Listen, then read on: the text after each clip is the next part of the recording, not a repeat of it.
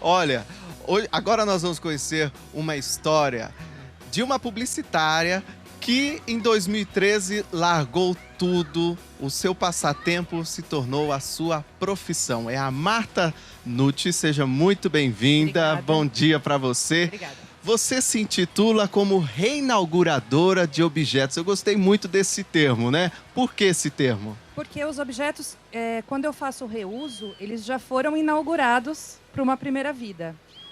Ao reutilizar, eu estou reinaugurando, porque não necessariamente o objeto vai ter a mesma função. É muito provável que ele tenha uma nova função. Então, ele se reinaugura para o mundo, para uma nova chance. E como é que você começou? Porque, como eu falei, em 2013 você largou sua profissão e o seu passatempo se tornou a sua profissão. Como é que foi? Na verdade, foi assim. Eu queria decorar a minha casa e eu fui procurar no mercado, nas lojas, mesmo na internet, objetos que eu não encontrava. Porque eu queria coisas que tivessem, que fossem com marcas pessoais ou peças únicas. E aí eu comecei a falar, não, então eu vou tentar fazer. Então eu vou fazer uma mesa de pallet, vou fazer transformar um carretel numa mesinha de centro. Eu quero uma poltrona, então eu fui atrás de como fazer uma poltrona e eu fui pesquisando isso tudo na internet. Até porque se a gente for comprar todos esses móveis, é um valor muito alto, sem não? Dúvida. E nem acha, às vezes, do jeito que você quer combinar com a sua decoração, não? Exatamente. E aí, a partir disso, eu percebi o quê? Vendo a necessidade, então, o que eu preciso de uma mesa? Então, o que ao meu alcance pode se transformar numa mesa? Certo. Então, eu inverti aí o senso do consumo. Eu fui pelo que eu precisava e em volta de mim o que tinha disponível que podia ser o que eu precisava. E disso nasceram os objetos reinaugurados. Você sabe, Marta, que tem muito hoje essa questão do descarte dos objetos, né? Pelo menos eu vejo, às vezes, na rua, cadeiras bonitas sendo descartadas. Às vezes poderia ser tão reaproveitado, dado uma cor, uma reforma ali.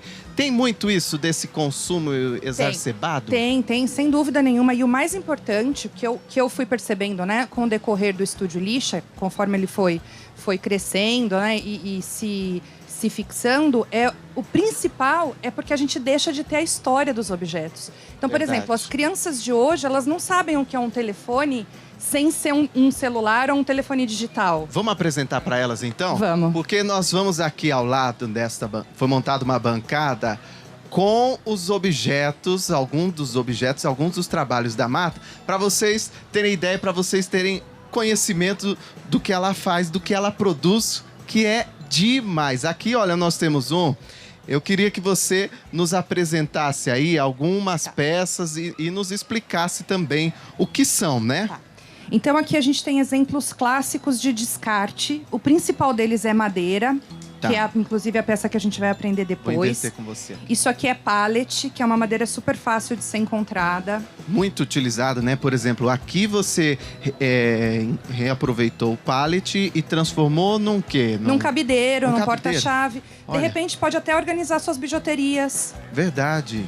Depende do que você precisar. Exatamente aquilo que eu falei. O que você precisa no seu espaço é o que você vai fazer de reinauguração. E eu gostei, ó. Não acredite no que dizem. Vá ver. Viaje e vá ver. Vá ver o mundo.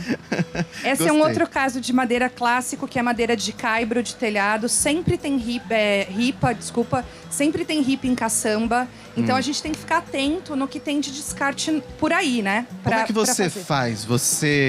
Que eu sei que a Beth até já fez uma matéria que ela foi numa caçamba e encontrou uma máquina de costura. Você fica caçando? São 3 fontes. Eu sou caçadora, caçambeira assumida. Eu sou coleta seletiva dos amigos, porque os amigos, ao invés de descartar agora, eles... Marta, eu tenho tal coisa, te interessa? Então eu recebo muita doação e eu procuro algumas peças, eu vou até antiquários ou bazares e compro, porque eu sei que elas não vão mais ser reutilizadas. Então, ao invés da gente descartar, eu vou lá e tento dar uma segunda chance. Ó, por exemplo, esse aqui você tinha me contado. Que é uma gavetinha de máquina. Uma gavetinha de máquina. Aquelas máquinas antigas que tinham mesa, né? Olha só que lindo. E aí tem várias funções, né? Que ele pode ser um porta-talher, ele pode ser um porta-tempero, porta-linha. Aí colocar depende no do que você centro precisar. de mesa. Sim. Vamos ver ali o telefone que a gente estava comentando, né?